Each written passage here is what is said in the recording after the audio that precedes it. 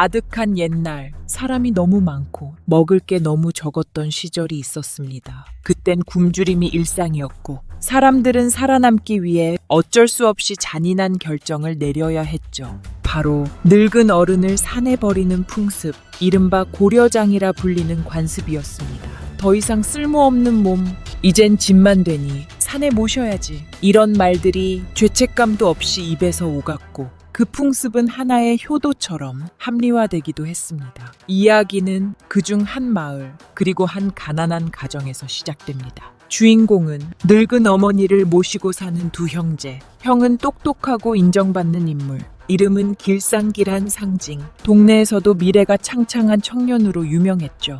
반면에 동생 덕구는 어릴 적 다리를 다쳐 제대로 걷지도 못했고 늘 눈치만 보는 아이였습니다. 그런데 어느 날 형 길상이 과거에 급제합니다. 온 마을이 들썩이고 어머니는 눈물을 흘리며 말합니다. 우리 길상이가 드디어 해냈구나. 내 아버지께서 살아계셨다면 얼마나 기뻐하셨을까. 마을 잔치가 벌어지고 사람들은 모두 길상의 앞날만을 축복했습니다. 하지만 그 순간 조용히 구석에 앉아있던 덕구의 얼굴엔 말로 표현할 수 없는 외로움이 스쳐갑니다. 그리고 어느 날 길상이 한양으로 떠나기 전 어머니에게 말합니다. 어머니, 이제 제가 큰일을 해야 하니 당분간 동생과 둘이 지내세요. 금방 다시 돌아올 겁니다. 하지만 그 금방은 오지 않았고 세월은 흐르고 흘러 어머니는 점점 늙고 병들기 시작합니다. 그리곤 어느 날 길상이 돌아오죠. 그러나 그가 돌아온 이유는 효도가 아니었습니다. 세월이 흘렀습니다. 그 사이 마을은 조금씩 변했고 길상은 조정에서 나름대로 자리를 잡았습니다. 하지만 그 성공 뒤에는 늘 마음 한구석에 불편함이 남아있었죠. 내가 뿌리치고 떠난 어머니 잘 계실까? 그러던 어느 날 왕실의 새로운 부름으로 지방을 순시하라는 명을 받은 길상. 그가 향한 곳은 다름 아닌 자신이 떠나온 고향 마을이었습니다. 마을에 도착한 그는 호위병들과 함께 당당하게 말을 타고 들어왔습니다. 하지만 그의 눈에 가장 먼저 들어온 건 병색이 가득한 노모의 모습이었습니다. 그 순간 어머니는 모든 걸 내려놓은 듯 미소 지으며 아들을 맞이했습니다. 우리 길상이구나. 얼굴이 더 늠름해졌네. 그 말에 길상은 잠시 말을 잇지 못했습니다. 어머니의 머리는 온통 흰 눈처럼 새하얗고 손은 뼈만 남을 정도로 말라 있었습니다. 그날 저녁 길상은 고민에 빠졌습니다. 나는 이제 조정에서 더 높은 자리에 올라야 한다. 어머니를 이대로 모시고 다니는 건 짐이 될지도 몰라. 그의 아내는 더 노골적이었습니다. 당신 어머니 말도 제대로 못하고 계속 몸이 아프다면서요. 우리 앞으로 얼마나 큰 일을 해야 하는데 계속 이렇게 데리고 살 순 없잖아요. 결국 길상은 결심합니다. 아무도 모르게 어머니를 산으로 모시고 가기로. 겉으론 요양을 위한 산행이라 말하면서도 속으론 다시는 내려오지 않을 계획이었죠. 며칠 뒤 길상은 직접 어머니를 업고 상일로 향합니다. 어머니, 저기 있는 산속 암자가 아주 조용하답니다. 한동안 거기서 쉬시면 건강이 좋아지실 거예요. 어머니는 그 말을 전혀 의심하지 않았습니다.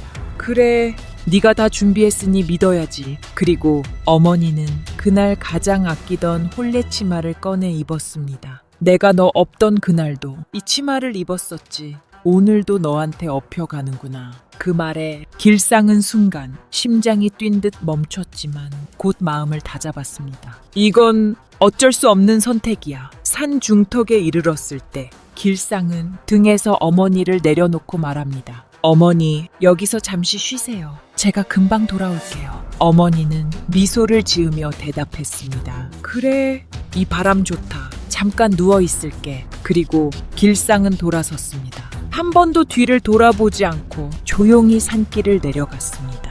그 뒷모습은 승승장구하는 사내의 것처럼 보였지만 그 발걸음 하나하나엔 자신도 모르게 쌓여가는 죄의 무게가 느껴졌습니다. 하지만 그가 몰랐던 게 하나 있었습니다. 그 산속엔 이미 누군가가 기다리고 있었다는 것. 그리고 그 만남은 그의 인생을 통째로 바꿔놓을 충격적인 운명의 시작이 될 것이었습니다. 길상은 그날 단 한 번도 뒤를 돌아보지 않았습니다. 하지만 그가 사라진 그 자리에서 어머니는 모든 걸 이미 알고 있었습니다. 이 아이가 날 다시 데리러 오지 않겠구나. 차가운 바위 위에 앉아 어머니는 조용히 손을 모았습니다. 그 얼굴엔 분노도 원망도 없었습니다.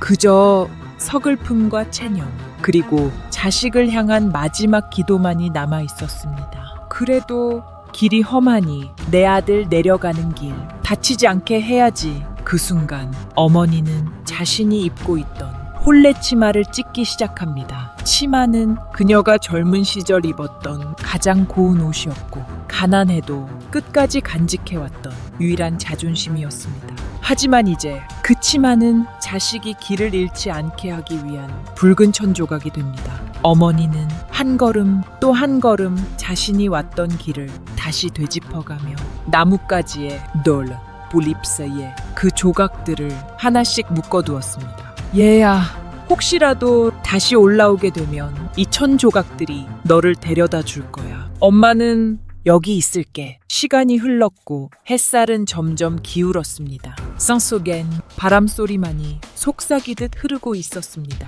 어머니는 한 줌의 햇볕을 찾다가 그늘진 바위 아래 몸을 웅크렸습니다. 추위는 서서히 뼈속까지 스며들었고 그녀의 입술은 파래지기 시작했습니다. 하지만 손은 아직도 마지막 남은 치마 자락을 조심스럽게 찢고 있었습니다. 그 모습은 한편의 기도 같았고 한편의 유서 같았습니다. 그 순간 멀리서 어렴풋한 발소리가 들려왔습니다. 어머니는 놀란 눈으로 숲을 바라보았습니다. 그리고 그 입술에서 작은 소리가 흘러나옵니다. 길상이니. 하지만 그 발걸음은 길상이 아니었습니다. 아직은 너무 여리고 조심스러운 걸음. 그건 덕구였습니다. 해는 저물고 산은 어둠 속에 잠겨갔습니다. 바람은 차가웠고 나무잎은 마치 속삭이는 듯 흔들렸습니다. 그 순간 조심스럽게 숲길을 오르는 한 사람. 그는 바로 덕구였습니다. 덕구는 마을에서 어머니가 사라졌다는 말을 듣고 무릎을 꿇은 채 사람들에게 애원했습니다. 형님이 어머니를 데리고 산에 갔습니다. 하지만 돌아오신 건 혼자뿐이었어요. 마을 사람들은 고개를 숙였고 누구도 길상의 행방에 대해 말하려 하지 않았습니다. 덕구는 혼자서라도 산으로 향하기로 결심했습니다. 다리를 절뚝이며 숨을 헐떡이며 그는 어머니를 향해 나아갔습니다. 그리고 그가 처음 마주친 건 나뭇가지에 매달린 작은 붉은 천 조각이었습니다. 그 천은 바람에 흔들리며 마치 이쪽이야 속삭이는 듯 했습니다. 덕구는 한 조각 또 한 조각 붉은 천을 따라 산 깊숙한 곳으로 걸어갔습니다. 그 길은 험했고 바위는 미끄러웠으며 몸은 이미 한계에 다다랐지만 덕구는 단 한 번도 멈추지 않았습니다. 그리고 마침내 그는 바위 아래 작은 그늘 속에서 오그라든 어머니의 몸을 발견했습니다. 그 순간 덕구는 달려가 그녀를 품에 안았습니다. 어머니, 제가 왔어요. 덕구가 왔어요. 어머니는 희미한 숨결로 눈을 떴습니다. 그리고 자신을 껴안고 우는 둘째 아들을 보며 눈물을 흘렸습니다. 덕구야, 왜 네가 여길? 난 널 미워했는데 왜 날 구하러? 덕구는 말했습니다. 그게 다 괜찮아요. 어머니, 전 어머니가 살아계신 것만으로도 좋아요. 형 대신 제가 어머니 모실게요. 절대 다시는 혼자 두지 않을게요. 어머니는 조용히 고개를 끄덕였습니다. 그녀의 얼굴엔 이제 더 이상 슬픔도 미련도 없었습니다. 남은 힘을 다해 덕구의 손을 잡고 그 따뜻함을 가슴에 새겼습니다. 그날 밤 산엔 다시 하얀 눈이 내리기 시작했습니다. 두 사람은 그 차가운 산 속에서도 서로의 온기로 잠시나마 따뜻할 수 있었습니다. 그리고 그 순간부터 덕구는 형 대신 진짜 아들이 되었습니다. 밤이 깊었습니다. 산속은 어둠에 잠기고 눈은 조용히 세상을 덮어갔습니다. 덕구는 어머니를 조심스럽게 업고 산길을 내려가기 시작했습니다. 그의 다리는 이미 오래전부터 정상적이지 않았습니다. 어릴 적의 부상은 계속된 가난 속에서 제대로 나을 수 없었고 그는 늘 절뚝이며 살았죠. 하지만 그날만큼은 그 다리에 힘이 실렸습니다. 그가 어머니를 업고 눈 쌓인 비탈길을 걸어가는 모습은 마치 한 그루 작은 나무가 거대한 산을 옮기는 것처럼 기적 같았습니다. 어머니는 덕구의 등에 실린 채 눈물을 흘렸습니다. 나는 길상이가 날 버렸을 때도 놀라지 않았단다. 그 아이가 성공하고 나면 어쩌면 날 외면할 거란 걸 어렴풋이 알았거든. 하지만 너는 네가 올 줄은 몰랐어. 그 말에 덕구는 아무 말도 하지 않았습니다. 그저 묵묵히 한 걸음 어머니를 안고 내려갔습니다. 눈은 점점 거세졌고 길은 미끄럽고 험해졌습니다. 덕구는 바위에 미끄러져 무릎이 찢어지고 손바닥이 피투성이가 되었지만 단 한 번도 어머니를 내려놓지 않았습니다. 그 모습을 본 어머니는 마음이 무너졌습니다.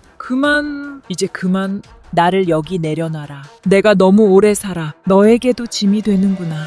덕구는 그 말을 자르듯 말했습니다. 그런 말씀 다시 하지 마세요. 어머니는 저에게 짐이 아니라 존재 그 자체예요. 그 순간 어머니는 깨달았습니다. 그토록 애지중지하며 키웠던 큰아들은 자신의 성공만을 좇아 부모를 버릴 수 있었지만 늘 무시했던 둘째 아들은 자신을 위해 모든 걸 내던지고 있었던 것입니다. 그때부터 어머니의 마음엔 묘한 변화가 생겼습니다. 그녀는 자신이 아닌 덕구를 위해 살아야겠다고 다짐했습니다.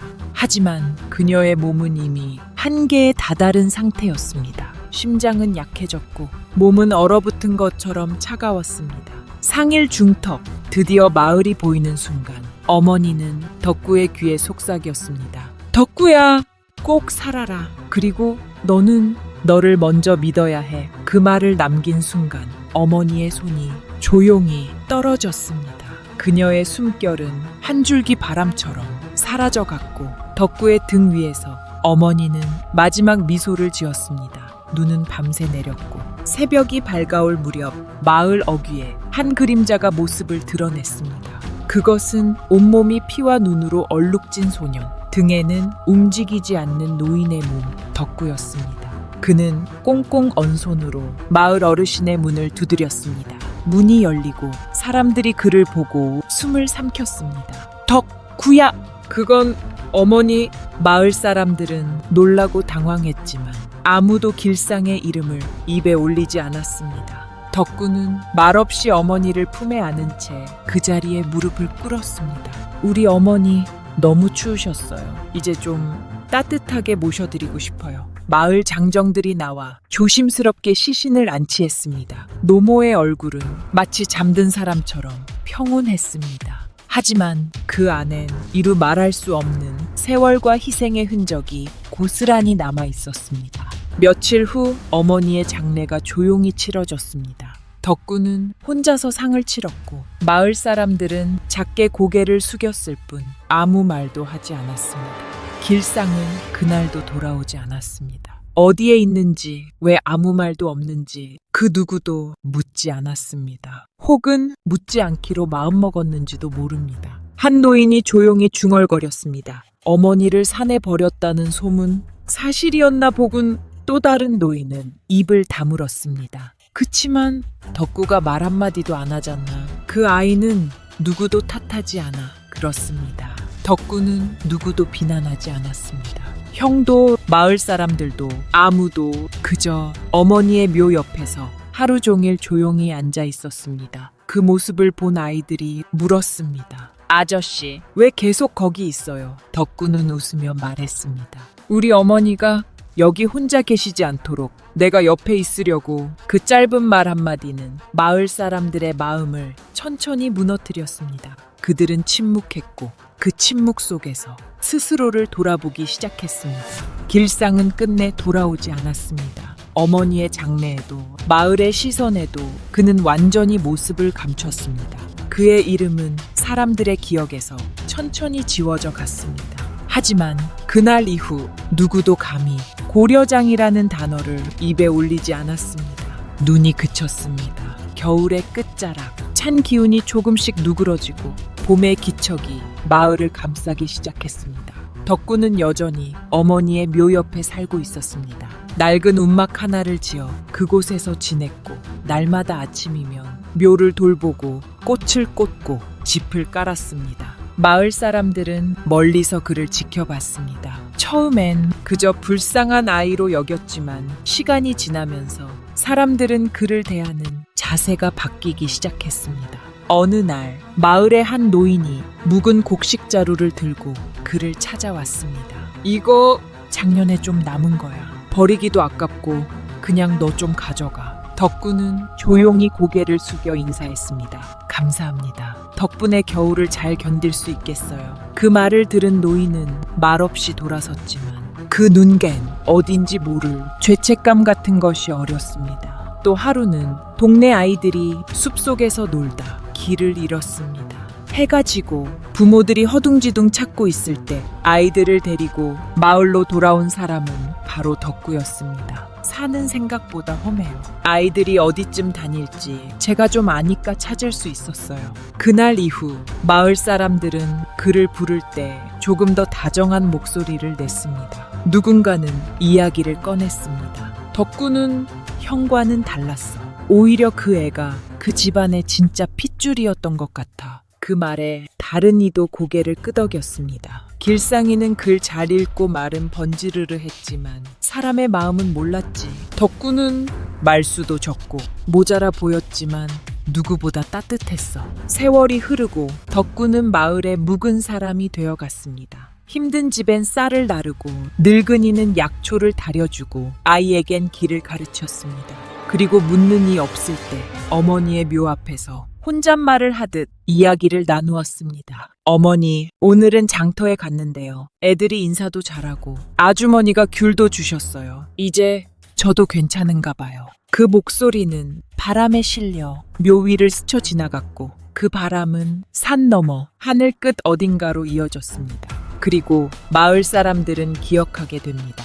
눈 내리던 그날 자신의 다리 하나로 어머니를 업고 내려왔던 그 한 아이를 그 아이가 가장 어른스러운 사람이었다는 것을 시간은 흘렀습니다. 어머니의 죽음도 덕구의 삶도 하나의 일상처럼 조용히 마을 속에 녹아들어갔습니다. 하지만 단 한 사람, 형 길상의 소식만큼은 여전히 깜깜했습니다. 사람들은 점점 입을 다물기 시작했습니다. 글쎄, 그 양반은 워낙 바쁘니까 서울서 큰일을 한다더니 아직 안 내려오는 거겠지. 하지만 진실은 아무도 몰랐습니다. 그러던 어느 날 장터를 오가던 나그네 하나가 이상한 이야기를 전했습니다. 혹시 이 근방에 길상이란 사람 아세요? 조정에서 일하다 홀연히 사라졌다는 사람이 있는데 이상한 소문이 돌더라고요. 마을 사람들은 귀를 쫑긋 세웠습니다. 뭐라는 거야? 길상이 어쩌다고? 나그네는 말을 이었습니다. 산속에서 사람 뼈가 발견됐답니다. 그 옆엔 붉은 천 조각들이 줄줄이 매달려 있었다고. 근데 희한하게도 그 뼈 겉옷은 관원복이었대요. 그 순간 마을에 침묵이 흘렀습니다. 누구도 말을 잇지 못했고 누구도 확인하려 하지 않았습니다. 하지만 모두가 마음속으로는 어렴풋이 그 실체를 짐작하고 있었습니다. 어머니를 버린 그날 길상이 내려간 그 길, 붉은 천이 달려있던 그 산, 그리고 산속의 맹수들, 누군가는 낮게 속삭였습니다. 산신이 노하신 거야. 자기 어미를 버린 자식이 그 산을 무사히 내려올 수 있었겠어. 다른 이는 담담히 말했습니다. 그 길은 어머니가 이은 길이지 도망치려는 자가 살아나올 길은 아니었을 거야. 그 후로 길상의 이름은 다시는 마을에서 오르내리지 않았습니다. 그의 존재는 마치 없던 것처럼 조용히 잊혀졌습니다. 단 한 사람, 덕구를 제외하고는 어느 날 밤 덕구는 혼자 어머니의 묘 앞에서 작게 중얼거렸습니다. 형 어디 있든지 미워하지 않아요. 하지만 어머니는 끝까지 형을 기다리셨어요. 그 말엔 원망도 슬픔도 아닌 체념과 연민이 담겨 있었습니다. 그리고 하늘에선 별 하나가 살며시 떨어지고 있었습니다. 그로부터 아주 오랜 시간이 흘렀습니다. 덕구는 마을의 어른이 되었고 이제는 아이들이 그의 무릎에 기대어 이야기를 듣는 나이가 되었습니다. 그가 들려주는 이야기는 언제나 하나였습니다. 눈 내리던 겨울, 자식을 기다리던 어머니, 붉은 천 조각을 묶던 손, 그리고 그 길을 따라 산을 올라간 아들과 다시 내려온 아들의 이야기. 마을 아이들은 그 이야기를 들을 때마다 눈이 동그래졌습니다. 할아버지, 그 천조각이 아직도 산에 있어요. 덕구는 고개를 끄덕이며 웃었습니다.